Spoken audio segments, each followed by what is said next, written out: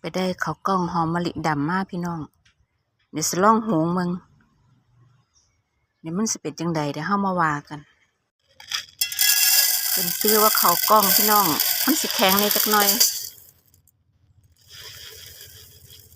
ประมาณนี้แหละเฮาบ่ต้องใส่หลายประมาณเศษ3/4ของถุงนึงอ่ะพี่น้องมันสิอยู่ราวๆประมาณว่า300 กรัมประมาณนี้อันนี้ค่อยประมาณนี้นี่ข้าวกล้องก็คือข้าวซ้อมมือพี่น้องเป็นข้าวซ้อมมือพันสีนิ่นก็คือข้าวกำบ้านเฮานี่แหละก็ข้าวกำเฮาคักๆนี่แหละพี่น้องแต่มันเป็นข้าวเจ้าว่ามันข้าวเหนียวอย่างซุ่มฮ้อนเป็นข้าวเหนียวเด้อันนี้มันเป็นของทั้งอันภาคกลางทั้งอีสานตอนใต้เขาเฮ็ดมาขายเพิ่นเฮ็ดเพิ่นนั่นกันเดี๋ยวลองเอาไปหุงมึง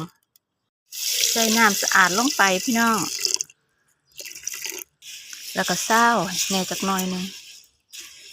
ลองจุ่มนิ้ววัดพี่น้องข้อเดียวก็ต้องไปใส่หลายเด้อจ้าไปเข้าไปหุงกันบัดนี้นี่